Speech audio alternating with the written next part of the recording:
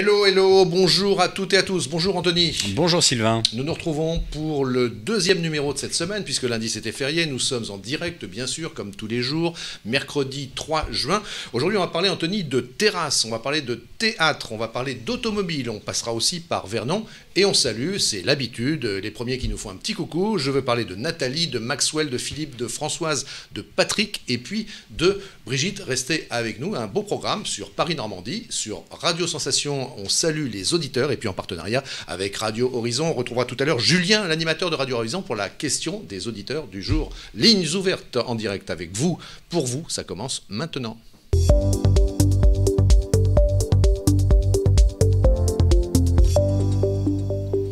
Et puis c'est une nouveauté, Anthony, depuis hier, voilà, ça se dessert un peu les règles de fonctionnement social, aussi sur les plateaux télé. Voilà, ça s'assouplit et donc on accueille régulièrement maintenant des invités qu'on appelle des invités fil rouge qui sont là pour partager une petite heure avec nous, pour réagir aussi sur l'actualité et puis pour évoquer leur actualité. Aujourd'hui, nous avons Loïc Bonnet. Loïc Bonnet, bonjour, merci d'être avec nous sur le plateau de PNTV. Bonjour, c'est moi qui vous remercie de m'inviter, de nous donner la parole. Vous êtes le patron du théâtre à l'Ouest, à Rouen. On vous a vu au début du confinement, vous étiez intervenu pour évoquer la situation des petits théâtres, puisque vous présidez également l'association des petits théâtres. Des théâtres privés en région. Des théâtres privés en région, merci. Vous avez vu pas forcément petit, on a jusqu'à 900 places. Donc bon, vous avez vu mon regard qui était un peu... j'étais en train de chercher mes mots. Donc voilà, vous allez pouvoir réagir pendant toute l'émission. Si je peux me permettre, Adrien, si je peux me permettre aussi, Loïc Bonnet, quand on vous avait eu... Je me permets. Lorsqu'on vous avait eu en liaison visioconférence, on voyait votre jolie salle, vos fauteuils rouges derrière, et puis j'ai l'impression, dites-moi si on se trompe, que la mine était vraiment déconfite, alors que là, vous affichez quand même un sourire beaucoup plus détendu. Ouais, c'est un sourire, mais c'est un sourire de circonstance. En fait, si vous voulez, c'est l'enthousiasme de repartir. C'est-à-dire que depuis lundi, on a assoupli, enfin le gouvernement a assoupli un peu les mesures sanitaires, le protocole sanitaire pour les théâtres, alors pour tout, pour les restos aussi, puisque hier, moi j'étais en terrasse et c'était très agréable.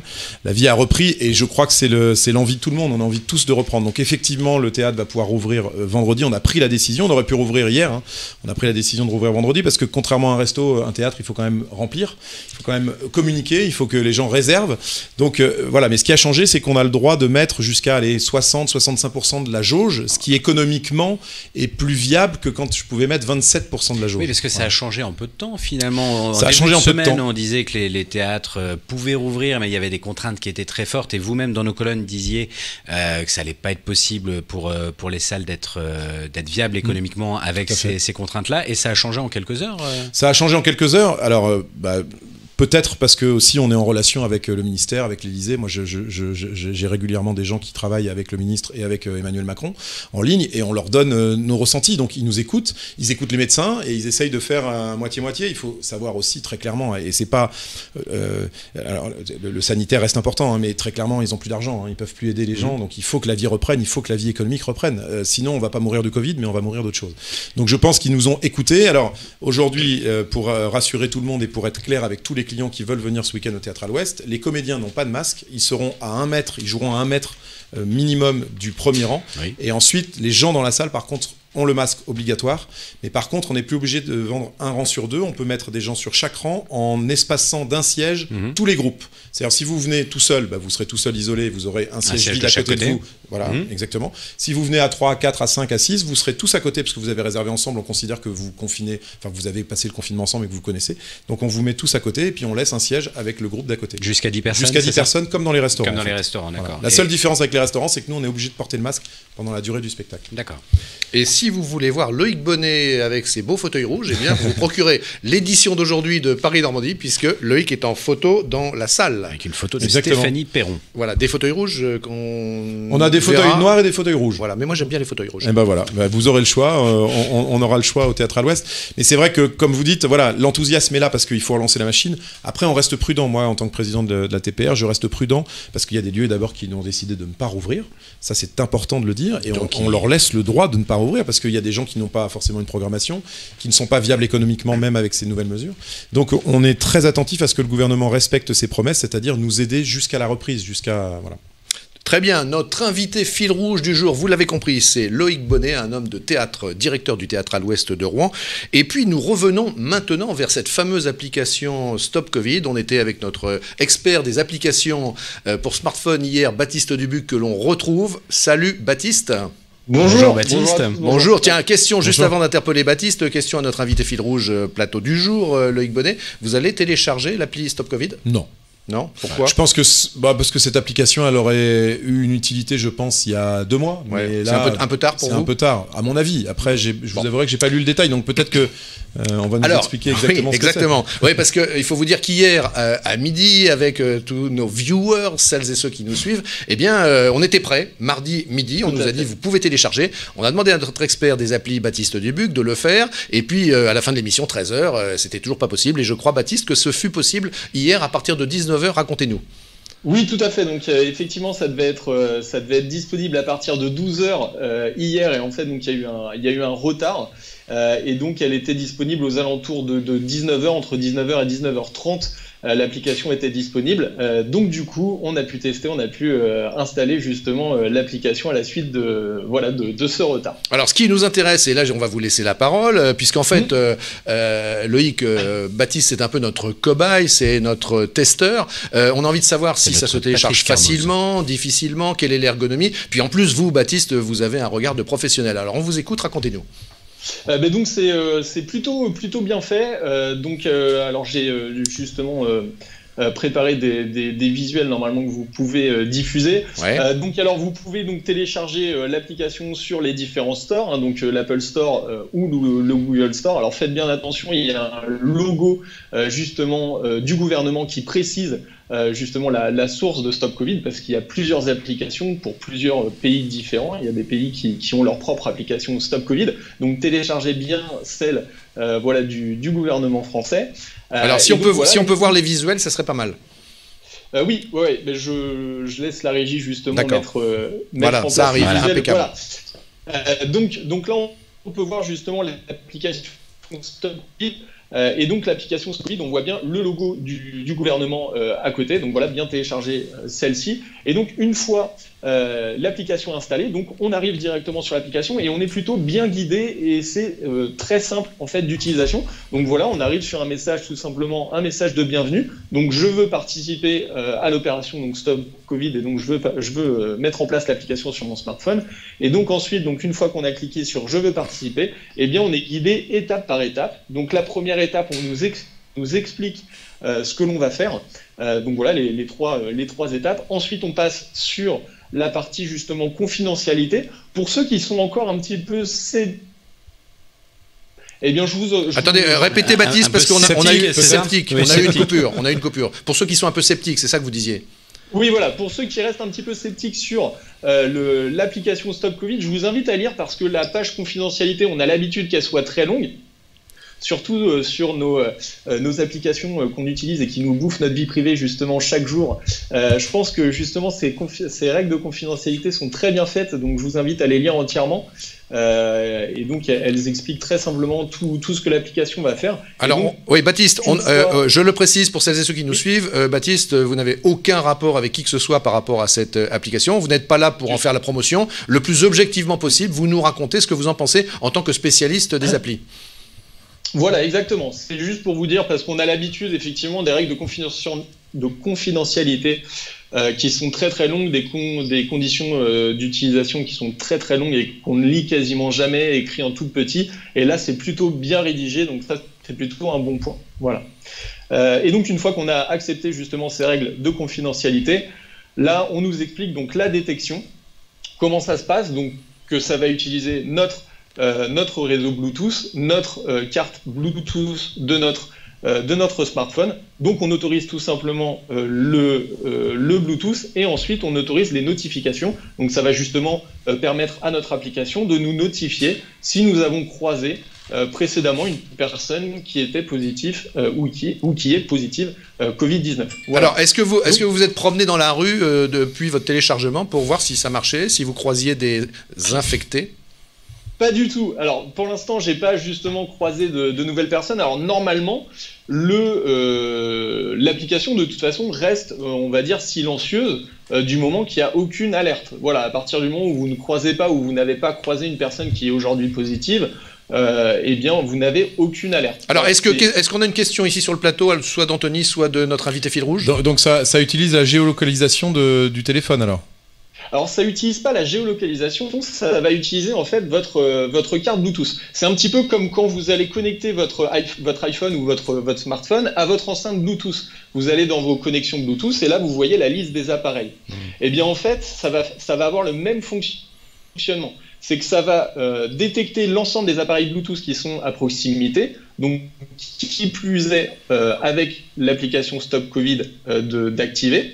Eh bien, donc ça va détecter l'ensemble des stop Covid à proximité et donc enregistrer votre proximité avec cette carte Bluetooth là. Voilà. Alors, je suis pas expert du tout en nouvelles technologies, mais est-ce qu'il n'y a pas un risque de piratage lorsqu'on laisse le Bluetooth activé ou lorsque l'on autorise ce genre d'interaction? Eh bien en fait, là ça va être vraiment de la détection.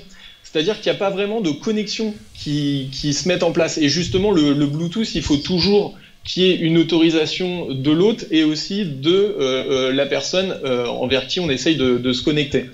Donc là, c'est vraiment que de la détection. Il n'y a pas de demande de connexion, en fait. Alors, donc, conclusion. C'est juste un scan des Bluetooth à proximité. Conclusion, Baptiste Dubuc, vous qui êtes l'homme des nouvelles technologies, si je puis dire, vous avez plutôt confiance ou pas dans ce que vous voyez? Moi, voilà, à titre personnel, donc j'ai confiance en l'application, étant donné que justement ça utilise la partie Bluetooth, ça n'utilise pas la géolocalisation du smartphone.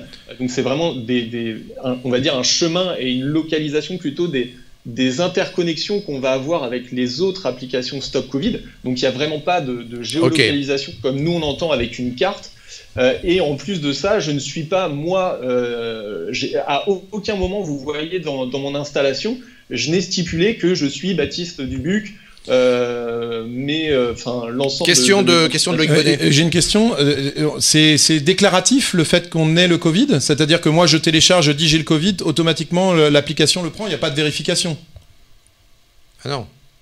Alors en fait, lorsque vous allez faire un test Covid, vous allez recevoir votre résultat et sur ce résultat, il y aura un code.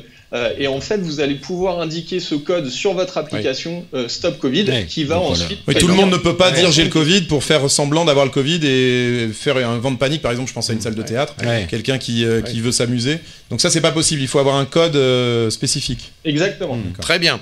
Eh bien, merci beaucoup, Baptiste. Je pense que c'est assez clair. On y voit clair. Après, libre à chacun de télécharger ou pas. Et puis, comme le disait tout à l'heure notre invité fil rouge, on peut se demander si c'est pas un peu tard par rapport à l'évolution de la pandémie. Et puis surtout, alors c'est génial. Enfin, je trouve ça effectivement avec les explications de Baptiste super, mais pour que ça marche, il faudrait que tout le monde participe parce que c'est le problème de ces applications, ça sert à rien. Il faut que 100% des gens le fassent. Ou alors, pour que ce soit efficace, il faudrait qu'il y ait au moins en tout cas 80 ou 90%. Alors, question. On a une question d'un internaute qui nous suit, c'est Patrick. Patrick, il nous demande si on croise quelqu'un d'infecté et que le téléphone, évidemment, si les deux ont téléchargé le signal, il dit est-ce qu'il faut se mettre en quatorzaine ou quarantaine? Si on le croise sans qu'il y ait d'interaction. Si on a l'info, est-ce qu'il faut on croise quelqu'un d'infecté, est-ce qu'ensuite il faut se mettre en quatorzaine? Eh bien, en fait, normalement, la procédure, donc, c'est qu'effectivement, l'application vous signale que vous avez été en proximité avec un autre appareil qui est en détention, qui appartient à une personne qui est positive au Covid-19. Et donc là, normalement, la règle veut que vous alliez vous faire justement dépister vous également pour savoir si vous l'avez attrapé. Et si vous avez le Covid-19, effectivement, vous rentrez en quatorzaine.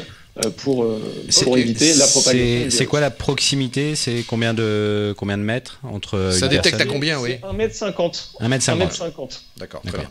Bon voilà, on espère que Patrick est heureux de votre réponse, Baptiste. Merci Baptiste d'avoir été le cobaye téléchargeur de cette application. Est-ce qu'on sait, Baptiste, pardon, mais combien de téléchargements ont été réalisés de cette application depuis hier? Alors pas du tout. J'ai pas l'information. Toutes mes excuses. Bon, bah, pour la prochaine fois. Merci Baptiste. Merci. Voilà, restez avec nous dans quelques instants. On ira en terrasse. On va être en direct avec Martin Torrent qui est en terrasse. Il déjeune en terrasse. Il a de la chance. Il déjeune où ? Nous ici, on est enfermés. Il est place de la Cathédrale à Rouen. Ah, il nous dira chez quel restaurateur il se trouve. Donc il va faire témoigner les personnes qui ont la chance de déjeuner en terrasse. Et puis pour l'instant, on va partir à Vernon. Les restaurants ouvrent plus ou moins lentement. Il semble que du côté de Vernon, et bien là-bas à l'est de la région Normandie, ça rouvre plutôt en douceur. On avait eu, rappelez-vous Anthony, le chef qu'on voit dans Top Chef en ce moment, David Gallienne au Jardin des Plumes. Oui, qui a bien avancé dans l'émission. D'ailleurs, j'ai toujours pas regardé, je m'en excuse, mais j'ai vu que bien, dans les articles qu'on a pu faire dans le journal Paris-Normandie, dans la version papier et sur le web, il avait fait un pas de plus vers les demi-finales. Oui, il est toujours en lice. On verra ça ce soir, puisque ce soir, c'est un nouvel épisode de Top Chef. Vous, notre invité fil rouge du jour, Loïc Bonnet, la restauration, ça vous connaît aussi un peu ? Alors, on fait pas de la restauration, on fait du bar à manger, c'est-à-dire c'est des planches, c'est des produits qu'on assemble au théâtre, mais qui sont pas fabriqués au théâtre. Voilà, mais oui, on a compté là ce matin. On a compté, donc de 52 couverts, on peut finalement, avec les distanciations, accueillir 45 personnes. Donc on perd pas tant que ça, parce qu'on avait déjà un espace assez large.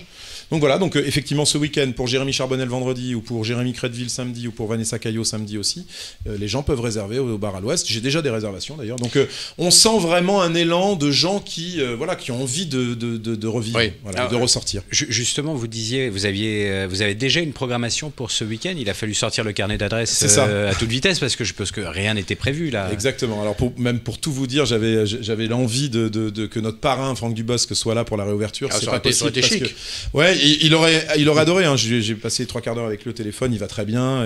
Il a pas eu le Covid finalement. Il a cru qu'il avait le Covid et puis finalement c'était pas ça.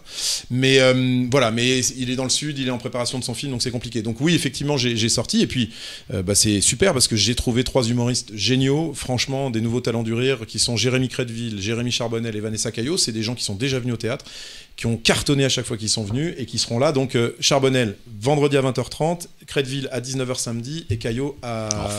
la programmation. Un petit point dans l'émission. Et puis Loïc Bonnet, si jamais Franck Dubosc passe par chez vous, vous le prenez par la main, vous le tirez vers notre plateau. Allez, avec plaisir. Et évidemment, ça c'est obligatoire. Alors voilà, on est à Vernon avec Karine Leroy, journaliste à Paris-Normandie. Bonjour Karine. Bonjour Karine. Bonjour. On est très content de vous avoir avec nous en direct sur le plateau, sur Paris-Normandie, Radio Sensation et puis Radio Horizon également. Oui, on disait avec notre invité et puis Anthony, on disait que les restaurants ouvrent à différentes vitesses. Comment ça se passe du côté de Vernon ? Oui, tout à fait. Différentes strates. En fait, certains ont préféré jouer la prudence.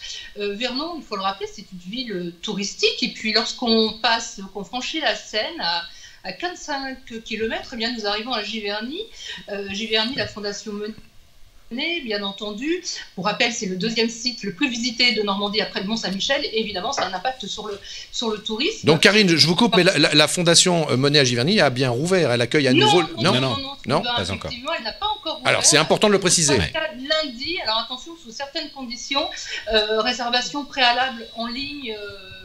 ne seront autorisés que les gens munis d'un e-billet. D'accord. Et voilà, évidemment, dans des conditions sanitaires strictes. Et tout ça, eh bien, ça incite les restaurateurs, enfin certains restaurateurs du secteur à la prudence. Alors, à Giverny, c'est le cas, par exemple, de la Musardière, qui ne rouvre ses portes, j'allais dire, que vendredi, même si jusqu'à présent, et ce depuis 2 mois, le chef Benjamin Revel faisait des plats emportés. Mais en tout cas, on pourra s'attabler à la Musardière à partir de vendredi. J'allais dire un petit peu même prudence à la Guinguette, c'est également à Giverny, qui sert au bord de l'eau dans un cadre très sympathique. Encore une fois, voilà, ces établissements travaillent avec une clientèle locale, bien entendu, mais avec certains touristes. Ils se demandent si, avec la réouverture de la Fondation Monet, sachant que le musée des impressionnismes, autre grosse locomotive touristique de Giverny, ne sera ouvert vraisemblablement qu'à la fin du mois de juin, eh bien, est-ce qu'il y aura le potentiel de clients pour pouvoir ouvrir dans les meilleures conditions économiques possibles pour eux ? J'ai une question, Karine. Karine, j'ai une question. Question un peu perso. Moi, Giverny, c'est mon petit truc à moi. J'aime beaucoup. J'ai une tendresse pour l'hôtel Body et sa petite terrasse là sous les arbres. Est-ce que l'hôtel Body et le restaurant ouvrent ? Alors, écoute, d'après mes informations, l'hôtel Body ne rouvre pas pour l'instant. Bah, dommage. Voilà. Il va sûrement rouvrir lundi, oui. Pour les propriétaires, donc a priori, ce n'est pas à l'ordre du jour. Il faudra encore un petit peu patienter.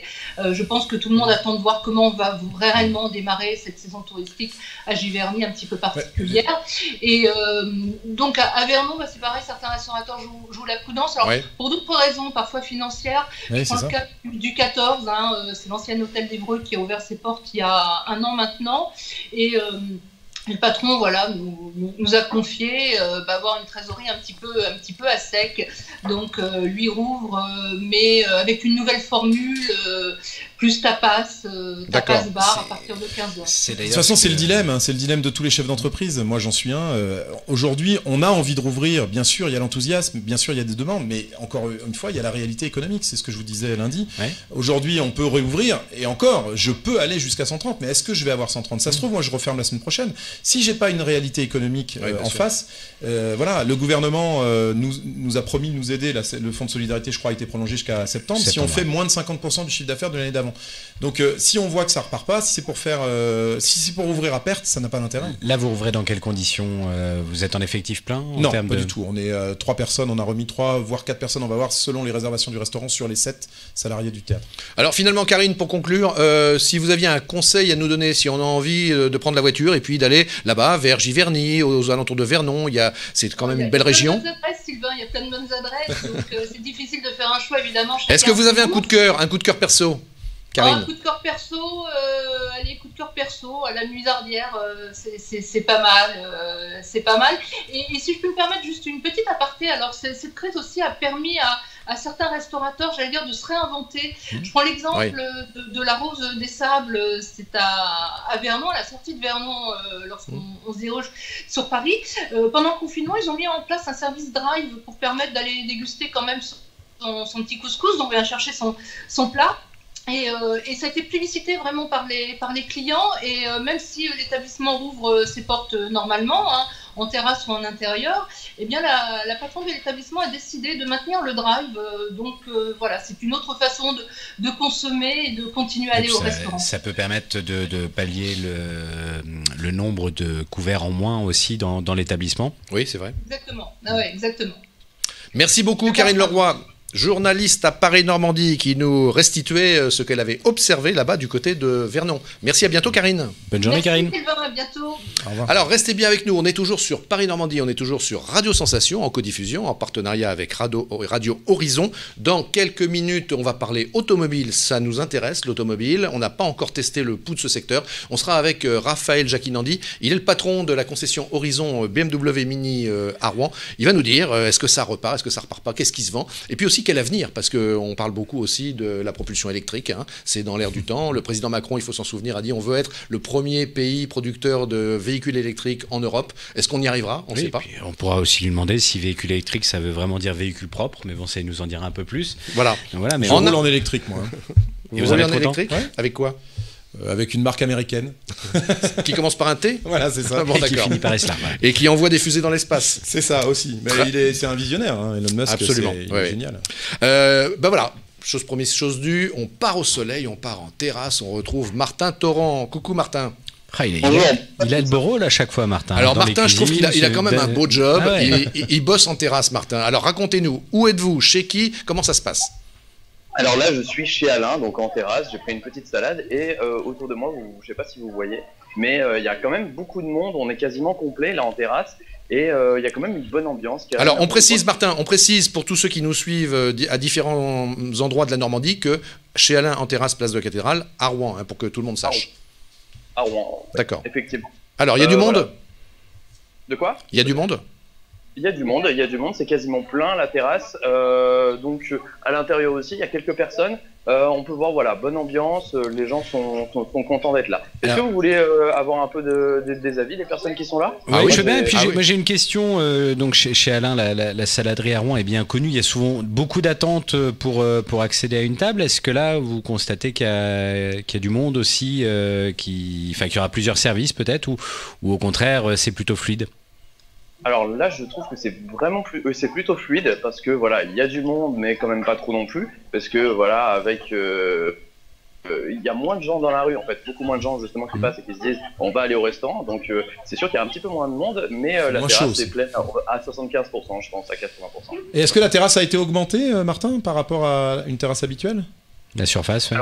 Alors la surface, légèrement, pas beaucoup plus. Ils ont perdu à peu près une dizaine de tables, mais ils ont pu quand même se débrouiller pour pousser un petit peu les tables pour quand même en mettre... Parce que la mairie avait dit qu'elle ouvrirait un peu plus l'espace aux terrasses. Et que ça serait gratuit. L'espace est plutôt contraint avec la cathédrale. Avec la cathédrale juste à côté. Alors Martin, on a envie d'entendre les clients. Qu'est-ce qu'ils pensent? Qu'est-ce qu'ils mangent? Est-ce qu'ils sont contents? Eh ben, je me déplace. Bonjour messieurs. Du coup, est-ce que vous aurez une petite avis? Est-ce que vous êtes contents? C'est quoi un petit peu votre sentiment par rapport à la réouverture? Bonjour. Bonjour. Pouvoir manger en terrasse. Attendez. C'est un petit peu compliqué techniquement. J'essaie de me couper. Vous avez un beau front, Martin. Martin, il fera pas cadreur hein, dans une autre vie. Hein. C'est la première fois que j'interviewe des gens par Skype. Alors, quelques ressentis. Une première atout. Déjà de retrouver nos terrasses, de pouvoir manger en toute liberté. Aujourd'hui, sans crainte. Déjà, les espaces sont respectés, les règles sont mises en place. Donc c'est rassurant déjà pour la population. Voilà, et puis de ressentir un sentiment de liberté au jour d'aujourd'hui, c'est très important pour nous. D'accord. Voilà. Si vous avez une autre question. Alors on vous retrouve Martin, puisqu'on va vous retrouver encore vers 12h40 et puis on vous retrouvera vers 12h55. On suit l'évolution du repas en quelque sorte. Hein. Là on est à l'entrée, on passera au plat tout à l'heure et puis on ira au dessert vers 13h. Ok ? Bah, je vous attends. Et Martin, préparez-nous un nouveau témoignage d'ailleurs d'autres clients, ouais. 12h40. Le masque n'est pas obligatoire quand vous vous déplacez comme ça entre les tables sur la terrasse ?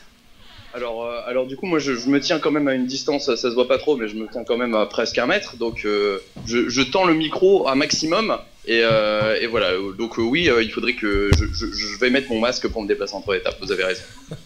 Très bien, merci Martin Torrent, à tout à l'heure pour nous faire vivre en direct un peu de cette ambiance des terrasses. Est-ce que Loïc Bonnet, vous, notre invité fil rouge d'aujourd'hui, directeur du Théâtre à l'Ouest à Rouen, est-ce que vous êtes fait une terrasse déjà ? Alors moi j'ai pas d'extérieur malheureusement.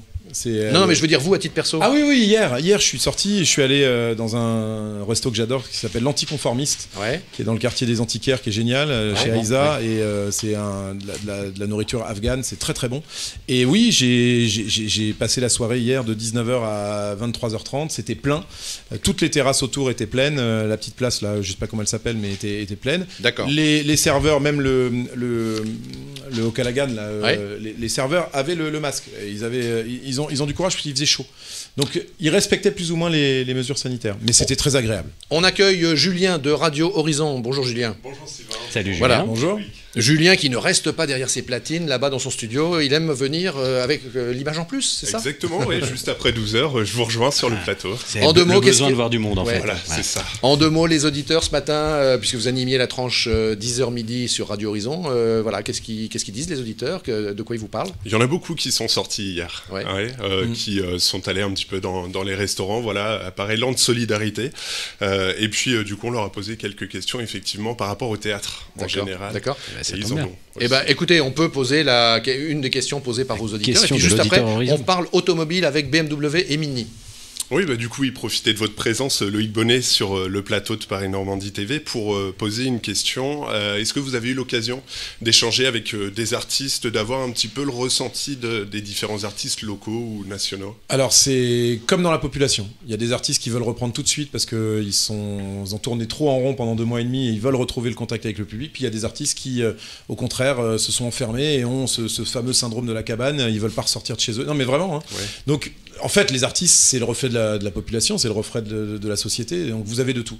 Il y a des gens qui veulent jouer, après j'ai aussi des gens qui veulent pas venir jouer devant une salle masquée, donc ça c'est compliqué parce que je sais pas quand est-ce qu'on va pouvoir enlever les masques au public. Et c'est vrai que d'entendre les rires c'est une chose, mais de voir les visages c'est autre chose. Donc voilà, j'ai eu de tout. J'ai eu de tout. Vraiment, vous avez gardé le lien quand même pendant le confinement. Vous avez diffusé des petites vidéos sur les réseaux sociaux pour montrer aussi le soutien des artistes aux petites salles. Vous savez, sans salle, il n'y a pas d'artiste et sans artiste, il n'y a pas de salle. On est liés. Quoi qu'il arrive et quoi qu'on en dise, on est liés. Alors effectivement, il y a eu les réseaux sociaux. Moi, je suis pas sûr que les réseaux sociaux à outrance soient une bonne chose pour nous les salles. C'est-à-dire qu'il y a des humoristes qu'on produit.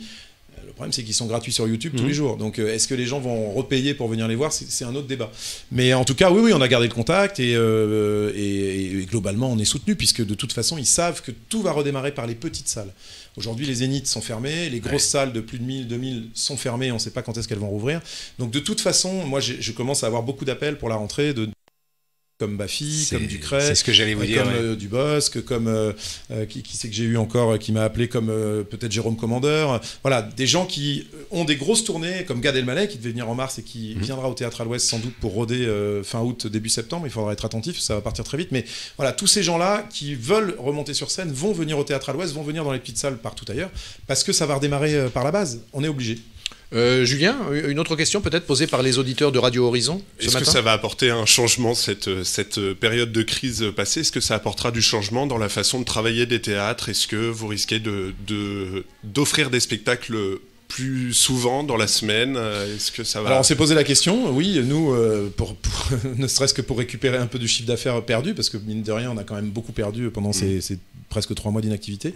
Donc oui, d'abord on va ouvrir sans doute tout l'été, ou peut-être faire une pause entre le 1er et le 15 août, mais nous on est fermé normalement du 15 juillet au 30 août, et on va proposer des spectacles tout le mois de juillet et la deuxième quinzaine d'août, par exemple. Et puis à la rentrée, peut-être ouvrir les lundis et les mardis. Aujourd'hui on est fermé, mais Laurent Baffy viendrait peut-être un lundi et mardi, voilà.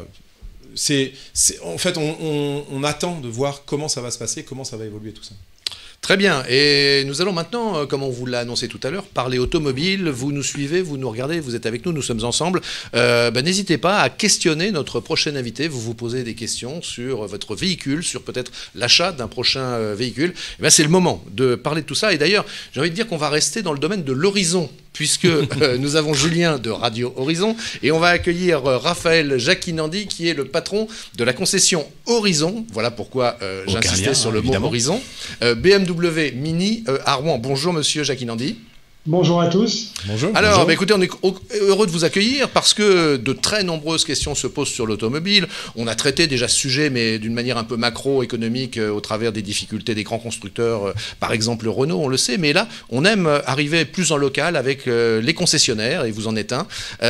Comment vous avez vécu ces 2 mois presque d'arrêt chez BMW Mini? Écoutez, nous, on a réagi très vite, c'est-à-dire que début avril, on a mis en place une équipe d'astreinte de techniciens pour répondre aux véhicules des personnels soignants et surtout les infirmières libérales qui circulent sur la Normandie, qui possèdent des véhicules de marque BMW Mini et qui ont besoin, c'est leur outil de travail, et donc qui, dans cette période-là, comme tout le monde le sait, ont dû être sur les routes de nombreuses fois. Donc on avait une équipe d'astreinte et on prenait immédiatement ces véhicules en charge, et c'est vrai que l'équipe a joué le jeu, et depuis début avril on est ouvert. Alors certes, comme disait tout à l'heure la personne du Théâtre de l'Ouest, on est tous avec des pertes de chiffre d'affaires. En revanche, la clientèle a apprécié que nous gardions un contact, que ce soit par internet, par les réseaux sociaux et par le téléphone, pour revenir vers elle, pour savoir ce qu'il en était de leur véhicule qui était arrêté pendant 2 mois, les batteries, les recharges, enfin tous ces éléments-là. Alors vous avez gardé effectivement le contact, mais en attendant, au niveau des ventes de véhicules, ça s'est littéralement effondré. On sait que les immatriculations en France étaient proches de zéro. Je crois que ça a chuté de 90 ou 95% pendant le confinement. C'est reparti depuis le déconfinement? Alors on était arrivé sur une moyenne nationale à moins 88% sur le mois d'avril, par exemple. Depuis le déconfinement, on a un engouement, et c'est ce qui nous fait plaisir. Nous, on a fait plus 5% en prise de commande par rapport à l'année dernière, sachant qu'on a réouvert à partir du 11 mai. Donc on a une activité véhicule d'occasion sur l'ensemble de la zone normande où on est à plus 54% en prise de commande sur la partie de mai, donc du 11 mai au 31 mai. Donc on a une clientèle qui revient en concession, et je pense aussi que cette situation qui fait que les Français doivent rester sur le territoire français pour les congés, font qu'on a besoin de se renouveler son véhicule, on a besoin d'avoir une voiture, et puis on a aussi besoin, comme pour les restaurateurs, les salles de spectacle, de se faire plaisir, et le véhicule en est un aussi. Est-ce qu'il y a déjà des aides de l'État qui ont été mises en place pour l'acquisition d'un véhicule plus propre, peut-être? Alors, vous avez le plan de relance qui a été lancé, c'est-à-dire qu'aujourd'hui, le bonus pour les véhicules électriques, pour un prix inférieur ou égal à 45 000 € a augmenté de 1 000 €, c'est-à-dire qu'il est passé de 6 000 à 7 000 €. Et puis, pour les véhicules qui sont compris entre 45 000 et 60 000, là, on est à 3 000. Et après, sur la partie hybride, et c'est là aussi où il y a une importante clientèle sur la Normandie, puisqu'on sait aussi qu'on a quand même beaucoup de personnes qui sont en milieu rural, donc on a besoin de rouler avec un véhicule thermique. Là, on a la partie hybride où on est aidé d'un bonus de 2 000 € pour les véhicules qui sont entre 21 et 50 grammes de CO2. Donc ça y est, c'est en place, n'importe quel particulier peut en bénéficier. Alors, aujourd'hui, la seule chose que nous attendons du gouvernement, qui a été très rapide, et une mesure là-dessus, c'est de connaître, est-ce que c'est la date de facturation, normalement c'est à partir du 1er juin, est-ce qu'on est sur une date de facturation ou une date de commande pour situer et faire bénéficier des 2 000 € aux clients. Raphaël Jacquinandi, est-ce que le constructeur, BMW et Mini, d'un côté, et vous, le concessionnaire de l'autre, est-ce que vous avez innové en matière d'offres, en matière de communication particulièrement attractive pour essayer de vendre plus facilement des véhicules, que ça remonte qu'avez-vous imaginé, je dirais, au plan commercial et marketing, en quelque sorte? Alors, aujourd'hui, depuis le mois d'avril, on a travaillé sur tout ce qui est commande en ligne avec les mesures barrières, les mesures sanitaires, pour que le client puisse configurer son véhicule à domicile. On utilise des outils comme vous connaissez, comme on le fait actuellement avec Skype, FaceTime, Teams, pour être en lien direct et prendre un rendez-vous avec un conseiller commercial. Nous lui faisons une vidéo du véhicule qui l'intéresse pour la partie véhicule d'occasion, et on utilise des outils propres aux constructeurs qui ont été développés pour faire une configuration de véhicule à distance avec le client, et pour aussi avoir une application pour le livrer à domicile. Alors, ça veut dire, vous êtes en train de nous expliquer que finalement, aujourd'hui, avec tout ce que vous avez mis en place, on peut choisir un véhicule, on peut dialoguer avec sa concession, son commercial, et on peut aller jusqu'à la livraison sans être jamais venu en concession, c'est ça? Sans avoir essayé le véhicule, rien du tout. Alors, pour l'essai, oui, il a raison, Anthony. Qu'en est-il de l'essai du véhicule? La question est intéressante. L'essai du véhicule, quand le client il est à proximité, nous lui apportons le véhicule à son domicile pour qu'il fasse l'essai de son domicile, sans venir même à la concession. Qu'est-ce que vous appelez à proximité? C'est dans un rayon de 10 km, 15 km, 20 km? Après, c'est par rapport à la latitude et le personnel qu'on peut avoir. Mais aujourd'hui, un client, la semaine prochaine, on va faire un essai d'un véhicule en région parisienne, par exemple, dans le 91. D'accord. Raphaël Jacquinandi, pour terminer cet échange, on porte le regard vers l'avenir, assez loin. Est-ce que vous pouvez nous dire ce qui se passe chez BMW, chez Mini, par rapport à ce que le constructeur, enfin en tout cas pour autant que vous ayez, vous, concessionnaire des informations, comment les constructeurs voient cet avenir? Je pense notamment à l'électrique, qui devrait prendre davantage de parts de marché. C'est quoi la philosophie chez BMW et chez Mini? Alors, chez BMW et Mini, aujourd'hui, on parle de l'électrification de la gamme.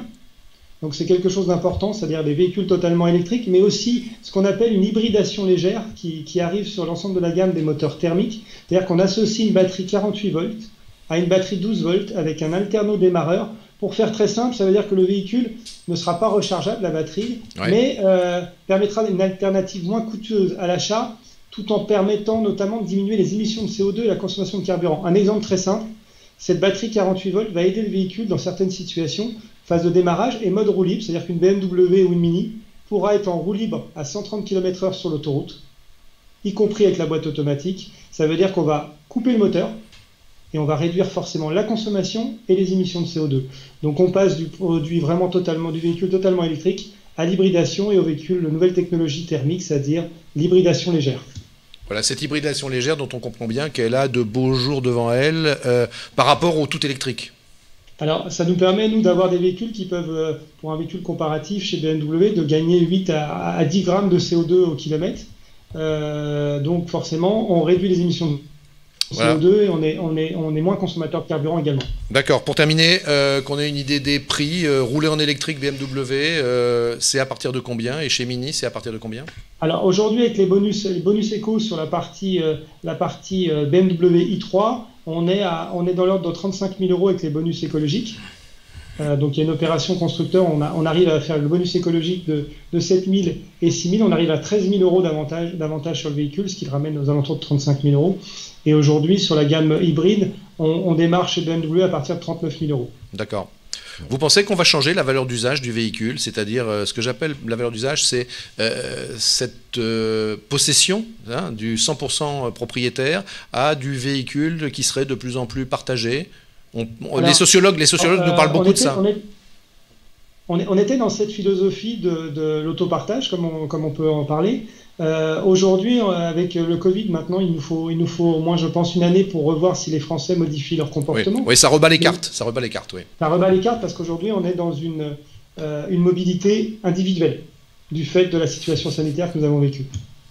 Très bien, merci beaucoup Raphaël Jacquinandi, donc patron de la concession Horizon, BMW Rouen Mini à Rouen, de nous avoir permis de toucher un peu du doigt les enjeux finalement qui s'appliquent à l'automobile. En termes de mobilité, on peut peut-être plutôt parler aussi du vélo parce qu'il y a pas mal d'opérations qui sont faites, parce que vous parliez de l'autopartage, mais sur des trajets plus courts, évidemment, on va pas pouvoir faire un Rouen-Paris tous les jours à vélo, ça va être un peu compliqué, mais pas mal d'aides qui sont mises en place et je propose qu'on revienne là-dessus dans les prochains jours pour décrypter peut-être avec un magasin de cycle, décrypter tout ce qui est disponible. Ouais.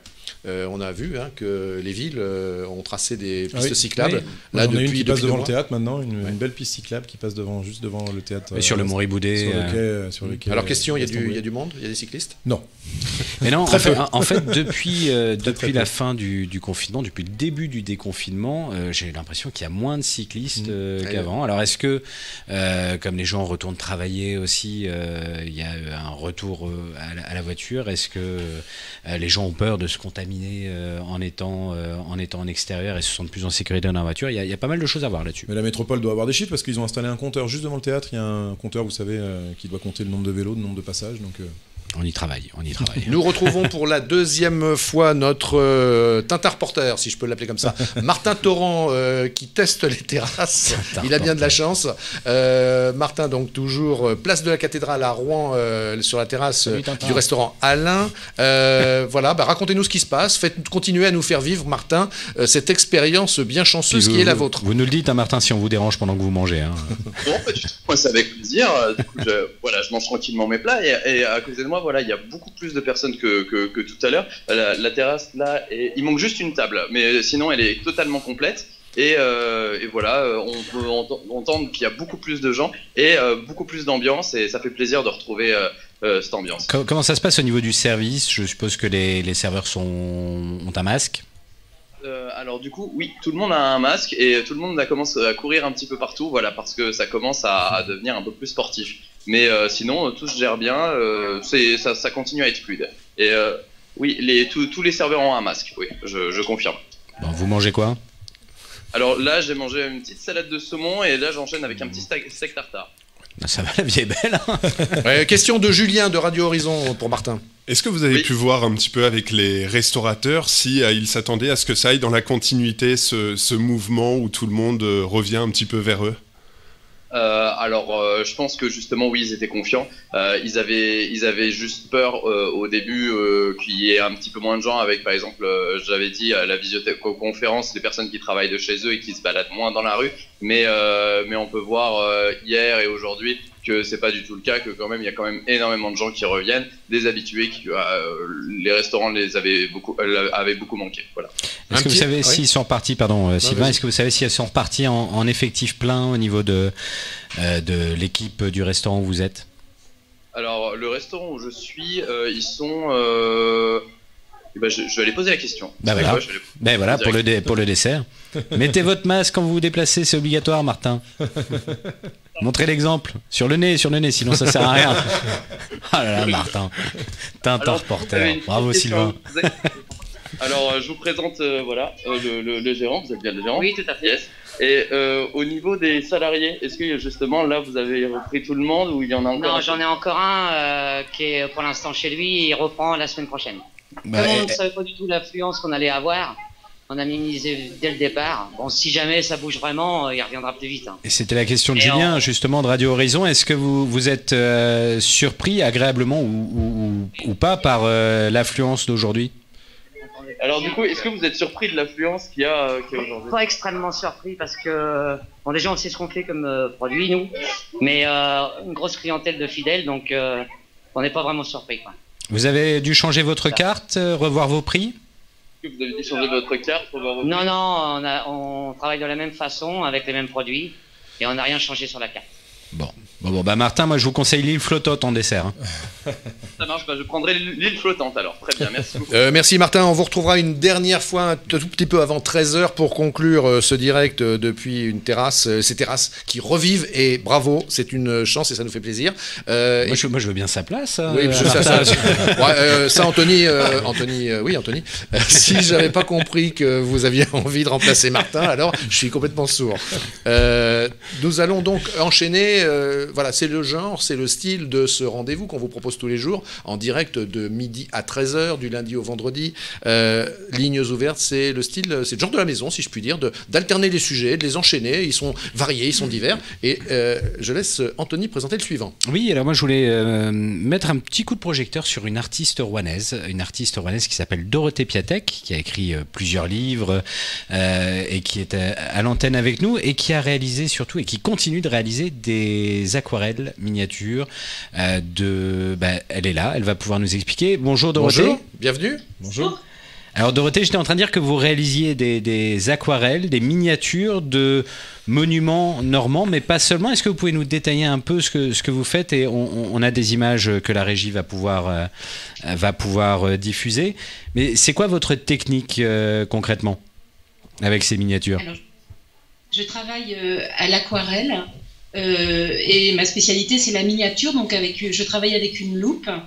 Je contourne tous mes dessins avec un feutre spécial en pointe 003, donc qui est extrêmement fine et qui demande beaucoup de délicatesse et d'attention.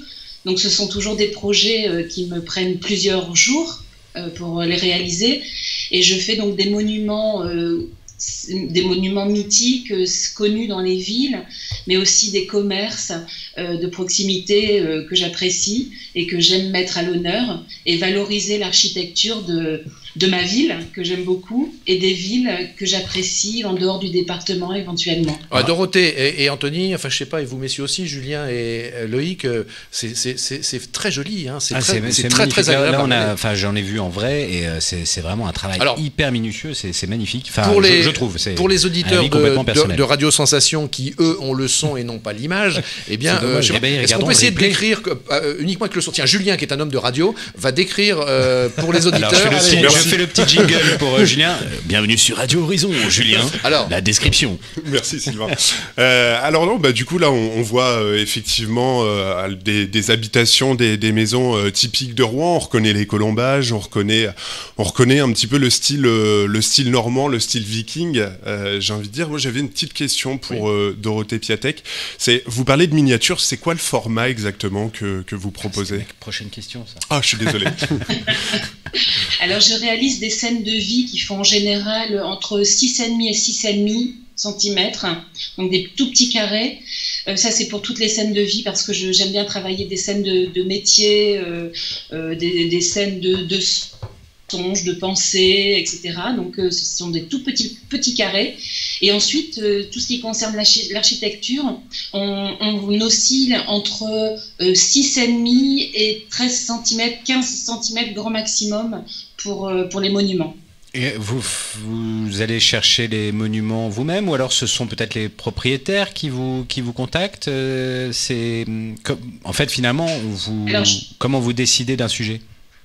Alors, je fais une démarche personnelle en allant photographier des monuments que j'apprécie particulièrement et qui ont une architecture souvent exceptionnelle, un peu flamboyante ou haussmannienne ou vraiment typique normande à colombage.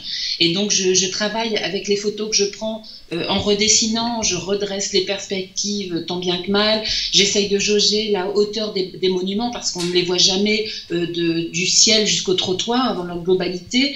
Et ensuite, je suis obligée de faire des recherches par Internet pour essayer de percevoir la forme des toitures, s'il y a des fenêtres.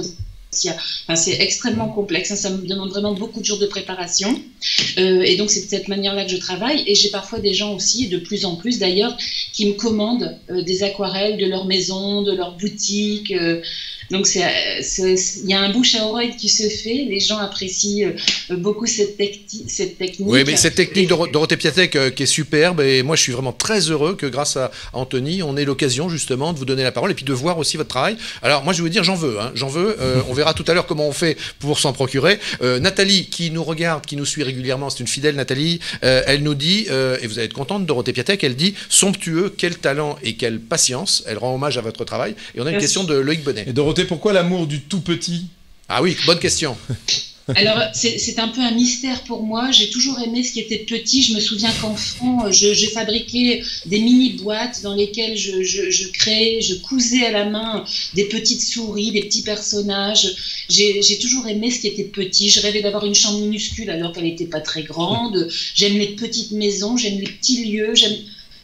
J'ai du mal à expliquer ça. Mais vous savez, vous êtes complètement en phase, vous savez, avec cette espèce d'habitude qu'on a dans notre pays d'ajouter petit à toutes les phrases. Vous savez, on rend une petite visite, on prend un petit café, on va se reposer un petit peu. Et bien là, on fait une petite toile.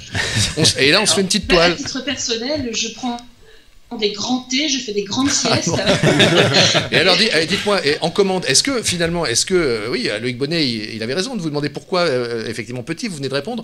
Est-ce que si on vous passe une commande, je sais pas, moi, un 40-60 pour qui aurait, par exemple, une grande salle de séjour, est-ce que vous accepteriez cette commande? Je pense que je serais très malheureuse. Sinon, on peut me demander du très grand, puisque par exemple, l'été dernier, j'ai réalisé la rue du Gros Horloge, de la place de la Cathédrale jusqu'à la place du Vieux Marché. Donc c'est une aquarelle qui fait 1,90 m, et j'ai fait les côtés pair et impair. Donc on a les deux côtés de la rue du Gros Horloge, 1,90 m sur 15 cm de haut. Françoise et Patrick Dorothée disent également, très très belle découverte. Voilà, ils s'associent à notre plaisir de vous connaître, et ils disent, c'est Dorothée au pays des merveilles. Vous voyez? J'en suis ravie. Votre travail, on peut le retrouver où? Ah oui, ça c'est important. Alors, on peut retrouver mon travail essentiellement au niveau des originaux et des reprographies à l'atelier Saint-Romain, rue Saint-Romain à Rouen. Et ensuite, on peut retrouver mon travail sous forme de carte postale qui est diffusée dans divers endroits. On peut le retrouver à la librairie L'Armitière, rue Jeanne d'Arc, chez Dame Cake, rue Saint-Romain. On en trouve également chez Délice Lamarck, rue Rollon. Chez Rouen Souvenir, à l'Office du tourisme de Rouen qui me suit de près et qui partage mon travail. Et puis j'ai un site internet également, et puis d'autres lieux qui me sortent peut-être. On mettra dans les commentaires, on mettra dans les commentaires de cette émission le site internet. Juste une dernière question peut-être. Oui. Quel est le bâtiment que vous avez pris le plus de plaisir à reproduire? Dernièrement, celui que j'ai fait, où là j'ai vraiment pris mon pied en le travaillant parce qu'il était très compliqué. J'aime quand c'est compliqué. C'est une magnifique maison qui se trouve rue du Tuy. Et donc elle n'a pas de nom à ma connaissance particulier, mais cette maison, je la trouve absolument magnifique. J'en ai bavé, et plus j'en bave, plus j'aime. Donc celle-là, donc plus c'est petit, plus c'est compliqué, plus vous aimez, quoi. Ouais. Et puis moi je fais la dernière question. Non, c'est mon boulot, ça d'habitude. Non, c'est pas mon habitude. Et je répercute auprès de vous, Dorothée Piatek, la question de Nathalie qui nous suit, qui nous demande si vous n'avez pas dessiné des bateaux de l'Armada, ou si, le cas échéant, si la réponse est négative, si vous n'auriez pas envie de vous lancer dans les bateaux. Apparemment, ça lui plairait. C'est un projet. Ah, ben voilà. Et voilà le scoop. Formidable. C'est un projet.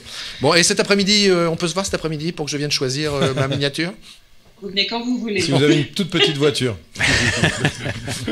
Voilà, merci beaucoup. Bon, merci. Effectivement, allez, on s'associe aux commentaires des internautes. Très belle découverte. Merci beaucoup, Dorothée. Merci beaucoup, Dorothée Piatek. Au revoir. Merci. Et puis pour terminer, eh bien voilà, ça va être la troisième partie. On va terminer le déjeuner, si je puis dire, avec notre Tintin reporter Martin Torrent, qui doit en être au dessert ou pas très loin du café. On réétablit la connexion. Je pense, oui. Bon, alors Julien, juste question en attendant d'avoir Martin, vous qui êtes un homme de radio, ça change la télé avec l'image en plus? Ah oui, c'est différent. Qu'est-ce que ça change? C'est différent. Ça met un peu plus la pression. C'est vrai? Je dois l'avouer. Ah oui. Pourtant, vous êtes habitué, vous, à faire des directs. C'est bien en plus. Hein. Oui, à faire des directs, oui, tout à fait. Les émissions se passent en direct, mais après, c'est voilà, les premières émissions en direct étaient un peu compliquées aussi. Au fur et à mesure, on s'adapte. Ce sera le cas certainement aussi ici. Moi, je voulais refaire un point avec vous, Loïc Bonnet. On va peut-être redire un peu, parce qu'on l'a expliqué en début d'émission, mais il y aura qui alors dans les prochains prochains jours chez vous? Alors, on peut réserver sur le site internet du théâtre pour venir pour le week-end de réouverture du théâtre. Donc 20h30 vendredi, c'est la première séance de Jérémy Charbonnel avec spectacle sans gluten. Voilà, ça peut plaire. C'est tendance. C'est tendance. Samedi à 19h, Jérémy Crédville, qu'on voit très souvent chez Arthur. C'est le nordiste. Oui, il est lillois, tout à fait. Il est génial et il vient faire un spectacle assez original qui s'appelle Tournée Générale. C'est un spectacle d'improvisation où moi je serai à l'entrée de la salle en même temps que scanner les billets. Je demanderai un mot à chaque spectateur qui rentrera dans la salle. On le notera sur un grand tableau. Le tableau va sur scène et ensuite Jérémy fait son spectacle avec tous les mots du tableau. S'il en oublie un seul, il paye la tournée générale au théâtre. En plus, vous avez peut-être un petit coup gratos à prendre. Et puis à 21h, Vanessa Caillot avec Feignasse Hyperactive. Elle est géniale, une trentenaire parisienne qui raconte justement sa vie de maman, de femme et de trentenaire à Paris. Et puis dimanche, mais c'est déjà presque complet, c'est La Guerre des Sexes qui est un grand classique du théâtre à l'Ouest, mais qui reviennent le 21 juin. Donc la séance de dimanche est complète, mais le 21 juin, ils seront de retour. On retrouvera tous les éléments également sur notre page Facebook et puis sur la vôtre et sur votre site internet. Voilà. Mais exactement. Là encore, hein, comme avec notre invitée précédente, là encore, belle découverte, hein, d'en savoir un peu plus sur le théâtre à l'Ouest, parce que moi, qui n'étais pas un habitué, je suis heureusement surpris de toute la programmation que vous proposez. Et puis là, excusez-moi, mais je conclus et je dis au revoir aux auditeurs de Radio Sensation qui nous quittent maintenant. À demain. On continue sur les supports numériques de Paris-Normandie. Juste pour rebondir sur Dorothée, c'est un petit théâtre aussi, le théâtre à l'Ouest. C'est un théâtre intimiste, vraiment. On croise les artistes à la fin, on peut boire un verre, on peut grignoter. Les artistes restent manger avec nous, mais que ce soit Chantal Latsou, Elie Semoun ou les gens moins connus. C'est vraiment un lieu qu'il faut découvrir parce que la salle est vraiment très agréable. Vous l'aviez remarqué la dernière fois. C'est vraiment un cocon, voilà. Et là, d'autant plus, puisqu'on va pouvoir mettre que 130 personnes au lieu de 190, donc voilà. Là, vous nous avez parlé d'artistes qui viennent seuls en scène, sauf peut-être la Guerre des Sexes. Ouais. Comment ça se passe quand ils sont plusieurs en scène? Il n'y a pas de distanciation physique? Il n'y a pas de distanciation physique et pas de masque pour les comédiens sur scène. C'est des gens qui travaillent ensemble, ils voyagent ensemble, ils sont dans une voiture ensemble pendant 4 heures avant d'arriver, donc de toute façon, il faut qu'ils lâchent un peu la bride. Et puis vraiment, moi, le message que j'ai envie de faire passer, mais on est tous pareils, il faut arrêter d'infantiliser les gens. Si les gens sont à risque, ils viendront pas. S'ils n'ont pas envie de sortir, on les oblige pas, mais les gens qui ont envie de sortir, qui ont envie de vivre, on peut pas rester enfermé, c'est pas possible, une société ne peut pas vivre enfermée et l'économie non plus. Donc arrêtons d'infantiliser les gens, on est des gens responsables, on est des chefs d'entreprise, on va bien sûr mettre en place tous les gestes barrières, mais voilà, il faut que la vie reprenne. Sinon, on va pas mourir du Covid, mais on va mourir d'autre chose. Vous allez reprendre les matchs d'impro du coup? Alors les matchs d'impro c'est plus compliqué, parce que là il faut vraiment une salle complète, et voilà, donc on est en train de discuter avec Martin James, on va reprendre, c'est sûr. La compagnie La Gifle. Voilà, avec La Gifle notamment, ouais. Je ne sais pas ce que vous en pensez, Julien et Anthony, c'est un homme de théâtre. Hein. Dans sa présence en plateau, dans son expression orale. J'ai eu une ancienne vie où j'ai fait de la télé, de la radio. Donc ça se sent, ça se sent. Et on aurait presque envie de vous confier une émission, hein, Loïc. Quand vous voulez, je suis dispo. Qu'est-ce que t'en penses, Julien? Allez, pourquoi pas, hein. Alors vous tutoyez Julien d'un seul coup. Pour l'anecdote, fait 50 émissions qu'on fait ensemble. J'ai fait un passage il y a un mois dans les Grandes Gueules sur RMC, et à la fin je leur ai dit, vous savez les Grandes Gueules, moi je suis dispo, j'ai pas de boulot. Et donc ils m'ont rappelé, et vendredi je deviens une Grande Gueule, alors en test. Oui, en test, voilà. Alors, vous les rappelez pour annuler, puisque vous devenez chroniqueur pour alors vous savez ce qu'on va faire? On va faire quelque chose d'assez original.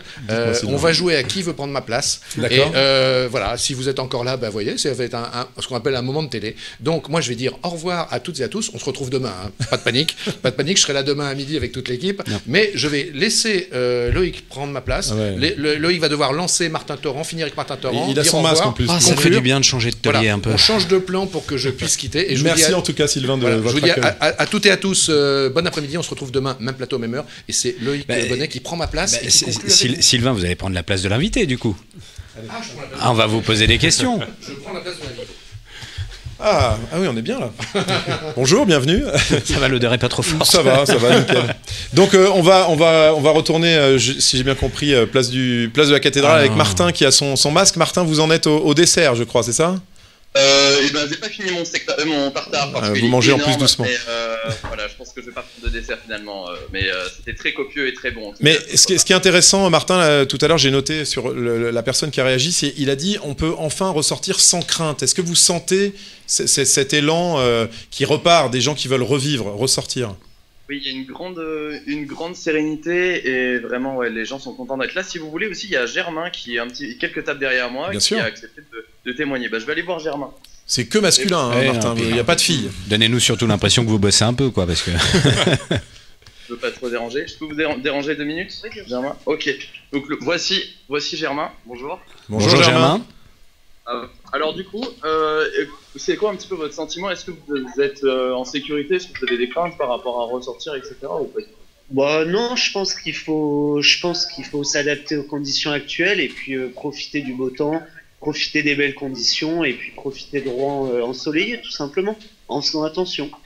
C'était important pour vous, Germain, de revenir en terrasse comme ça? Ça représente quoi symboliquement? En terrasse? Ouais, c'était important, je pense surtout pour le moral, parce que bah, rester chez soi, même quand on était déconfiné, au final, on avait, je vais pas dire peu de choses à faire, mais voilà, c'était restreint et puis c'est un vrai plaisir, je pense, de profiter des terrasses, de profiter des bars, de profiter des restaurants, de faire revivre un petit peu tout le monde. Je pense que c'est essentiel pour la vie rouennaise, donc c'est bien pour l'économie et c'est bien pour le moral de tout le monde. Germain, parlez-nous un peu des conditions dans lesquelles vous déjeunez actuellement. Est-ce qu'il y a des règles sanitaires particulières qui sont mises en place? Vous pouvez nous parler des conditions sanitaires dans lesquelles vous mangez? Est-ce qu'il y a des choses qui ont été mises en place? Bah déjà, les tables sont plus espacées qu'avant. Et puis, bah, c'est tout ce que je vois. Les serveurs ont des masques. Et puis, voilà, je pense qu'ils désinfectent les tables à chaque service. Et vous avez eu une carte en main ou c'est un QR code, une ardoise? Je pense que ça a été bien construit, donc voilà. Ok, super, merci. Juste Alors, sur la juste question, sur la carte, est-ce que vous Martin, avez eu une carte en main, un QR code ou... Alors pour la question des cartes, ils attendent de recevoir des dessous de table. Des sets de table, des sets de table justement avec le menu. Mais pour l'instant, il y a encore des cartes plastifiées qui désinfectent tout le temps à chaque fois que quelqu'un le prend en main. Voilà. Martin, merci beaucoup. On va vous laisser finir votre déjeuner tranquille. On va remercier tout le monde. Je suis désolé, je prends le rôle de l'animateur. Anthony, merci beaucoup. Merci à vous. À demain. Loïc, Enfin, j'allais pas dire pour Sylvain. moi, mais pour vous. Mais si, revenez demain. On aime bien changer de Julien, taulier. Horizon 10h midi, c'est ça, tous les jours? Exactement, demain matin, et puis juste après, avec vous, non, mais avec Sylvain en plateau. Super, merci beaucoup. Et puis Sylvain, bah, merci de m'avoir accueilli. Merci. Voilà. Et puis revenez au théâtre, revenez dans les restos, revenez dans les bars. Il n'y a pas de, comment dire, il y a pas de aller au théâtre ou au resto. Il faut faire vivre l'économie, voilà. Donc il faut faire vivre l'économie, il faut consommer et local, retrouver des loisirs surtout. Au revoir, merci beaucoup et à très bientôt. N'hésitez pas à revenir voir Paris Normandie Télé tous les jours de midi à 13h. À bientôt.